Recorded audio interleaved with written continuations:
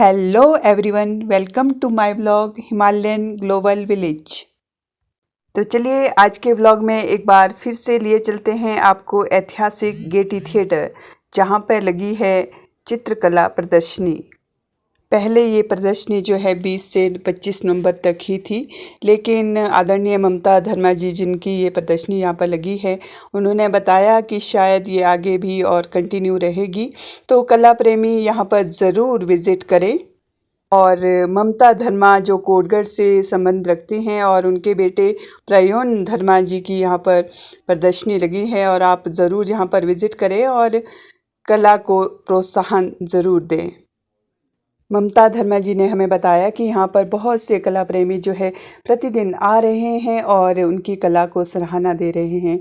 देश ही नहीं बल्कि विदेशों से भी बहुत से कला प्रेमी उनसे मिलने रोज़ यहाँ पर आ रहे हैं, और कुछ ने तो इनकी कला को इतनी बारीकी से देखा है, उन्हें इतनी पसंद आई है कि वे इन पेंटिंग को अपने साथ ले जाना चाहते हैं, और बहुत सी इनके लिए यहाँ पर बुकिंग भी आ चुकी है। तो यदि आप भी इन कला को, इन सुंदर सुंदर पेंटिंग्स को अपने घर की रौनक बनाना चाहते हैं, तो ज़रूर एक बार ऐतिहासिक गेटी थिएटर में विज़िट करें और इन पेंटिंग से अपने घर की शोभा बढ़ाएं। पद्मश्री पुरस्कार विजेता भारतीय मूर्तिकार और government college of art and craft Kolkata के पूर्व प्राचार्य श्री विमन बिहारी दास द्वारा इस कला प्रदर्शनी का उद्घाटन किया गया। उन्होंने शिमला को इंटरनेशनली आर्ट सेंटर बनाने की इच्छा जाहिर की। उन्होंने कहा कि इंटरनेशनल आर्ट सेंटर की वजह से यहाँ पर टूरिज्म को और ज़्यादा बढ़ावा मिल सकता है। तो चलिए इन पेंटिंग्स की बारीकियों के बारे में और ज़्यादा जानते हैं प्रयोन धर्मा और आदरणीय ममता धर्मा जी से, कि किस तरह से उन्होंने अपनी कल्पना को चित्रों के माध्यम से उकेरा है।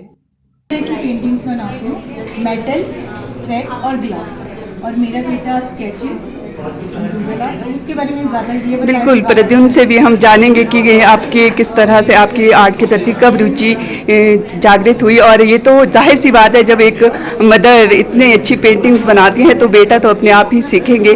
तो आप बताएं कि कैसे आपका रुझान इसके प्रति रहा। एक्चुअली मेरा बचपन से ही ड्राइंग्स देखता था, उसको मुझे ऐसा लगता है कि ये ऐसा बना है, इसको मैं पैसा वापस बना सकता हूँ कि नहीं। पर मैंने बचपन में एक गाड़ी देखी थी न्यूज़पेपर में, तो ऐसा लगा था कि मैं फिर से बना सकता हूँ, मैं रिक्रिएट कर सकता हूँ, और मैंने वो रिक्रिएट करके निकाला। उससे मेरे को ऐसा लगा कि हाँ मैं ये कर सकता हूँ, मुझे शौक भी था। बट फिर बीच में स्कूल की वजह से टाइम कम मिलता था, मैंने थोड़ा कम कर दिया था। बट अगेन लॉकडाउन के एंड में हमने फिर से स्टार्ट किया था। मेरे भी एक ऐसा था कि हाँ मैं भी करता हूँ, मम्मा के साथ साथ मम्मा कर रहे थे, उसके साथ साथ जी, वही मैं पूछना चाहती हूँ कि इसमें आपको कितना समय लग जाता है। एक चलिए एक बार बातचीत करते करते आपकी प्रदर्शनी भी आपको बता देते हैं कि किस तरह की आपकी पेंटिंग है, इसी के बारे में जानेंगे कि क्या इसका थीम है। कृपया। ये हमारी हिमाचल कल्चर से रिलेटेड, जैसे आपको दिख रहा होगा, एक देवव्रत है, देवलू जो देवव्रत उठाए हुए हैं, हाँ जी। हमारे इनको जैसे गुड़ बोलते हैं, तो ये सब ये थ्रेड से बनी हुई है सारी, और साथ में एक्रेलिक का काम। जी, आपकी मतलब जो मैक्सिमम पेंटिंग को बनाने में 1 मंथ से ज़्यादा टाइम लगा है, एक महीने, यानी बहुत ही श्रम साध्य ये काम है, और इसके प्रति जिससे रुचि ना हो तो ये कोई काम नहीं कर सकते। काफ़ी पेशेंस के साथ किसी को बैठना पड़ेगा, क्योंकि बिल्कुल, और ये बहुत ही बढ़िया पेंटिंग यहाँ पे दर्शकों आप देख सकते हैं, और भी बहुत सारी पेंटिंग्स हैं। एक दो पेंटिंग के बारे में मैम आपसे जानना चाहेंगे कि ये किस थीम पे आपने ये पेंटिंग बनाई है।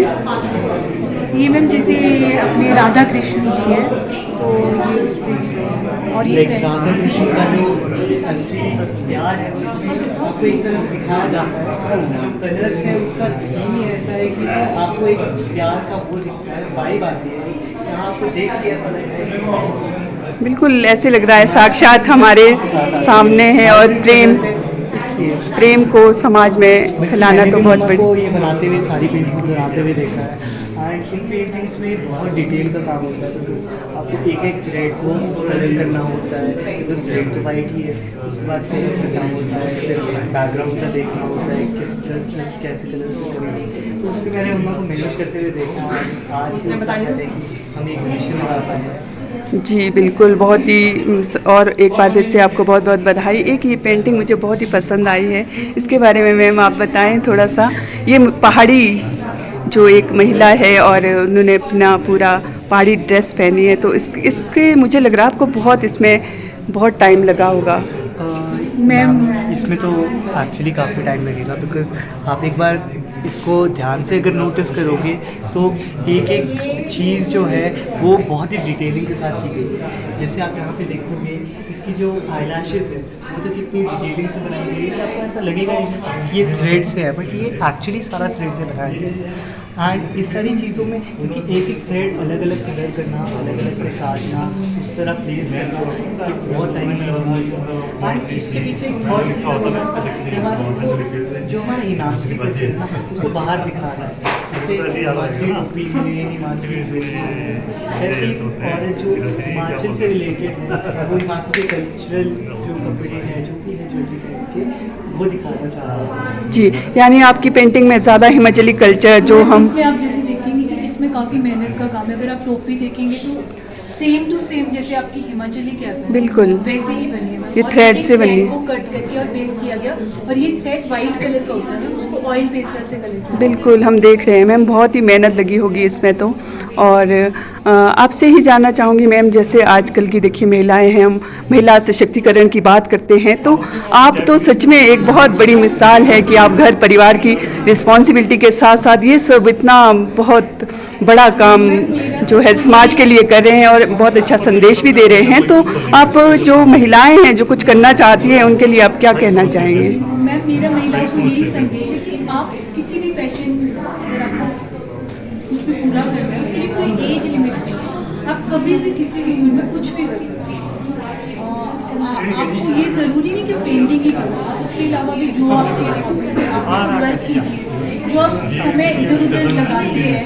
मेरा मैक्सिमम ये होता है कि मैं आपके घर के कामों से फ्री होती हूँ, फुर्सत मिलती है तो मैं इन कामों में लग जाती हूँ।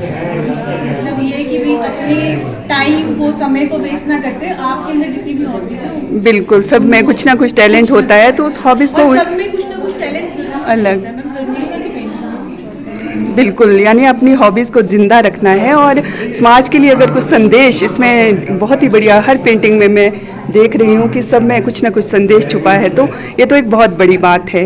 और तर्जुम से ही हम जानेंगे कि आप जो युवा है आजकल देखिए नशे की तरफ बहुत जा रहे हैं, तो उनके लिए आप क्या संदेश देंगे कि इतनी छोटी सी एज में देखिए आपने इतना बड़ा मुकाम हासिल किया है और आगे भी हमारी यही विशेष है कि आप बहुत आगे तक जाएं और हिमाचली कल्चर को पूरे वर्ल्ड लेवल तक लेकर जाएं, तो आप क्या कहेंगे युवा वर्ग के लिए? देखिए मैं तो ज़्यादा कुछ कहूँगा नहीं, बिकॉज चाहे हम कितना भी कहें, जो करना चाहता है वो तो करेंगे। बट एक बात मैं कहना चाहूँगा कि जो लोग नशे की तरफ जा रहे हैं, किसी भी गलत आदत की तरफ जा रहे हैं, उसकी जगह सबको अपने अंदर पता होता है कि उसमें क्या डालना है। जस्ट दैट वो उस तरफ नहीं जाता है, वो किसी दूसरी तरफ चल पड़ता है। मैं इस तरफ क्या हूँ क्योंकि मेरे को पता था मेरे में एक टैलेंट है कि मैं ड्राइंग्स बना सकता हूँ एंड मैं उसको सुधारना चाहता हूँ। और मेरा अगर मैं ये बनाने लगता हूँ मेरा और किसी भी चीज़ में ध्यान जाएगा ही, बिल्कुल कोई गलत आदत लगेगी जी। तो मैं यही सबसे कहना चाहूँगा कि आप किसी गलत आदत की तरफ ना जाए, जो भी आपको पसंद है आप वो करें। चाहे आप खाना बना ले, चाहे आप खेल ले, चाहे आप कुछ भी कर ले, बट उसमें आप जी जान लगाए और उसकी वजह से आपका किसी गलत चीज़ में कभी ध्यान रखें। जी, बहुत ही बढ़िया संदेश आपने युवा वर्ग के लिए दिया है कि देखिए सब में कुछ ना कुछ टैलेंट होता है, जैसे मैम ने बताया, तो उसको सिर्फ जानने की ज़रूरत है कि हम क्या कर सकते हैं और सही समय का सदुपयोग जैसा आपने बताया वो सब करके आप सब लोग भी ये मुकाम हासिल कर सकते हैं, कुछ भी जीवन में कर सकते हैं। देखिए कुछ भी इम्पॉसिबल नहीं है। तो आपका बहुत बहुत हार्दिक आभार मैम, आपने हमसे बातचीत करने के लिए समय निकाला और हम उम्मीद करते हैं कि ये आपकी जो एग्जीबिशन है वो वर्ल्ड लेवल तक जाए, सभी इसको अप्रिशिएट करें। If you like this video, kindly like, subscribe and share Himalayan Global Village and Himwani YouTube channel.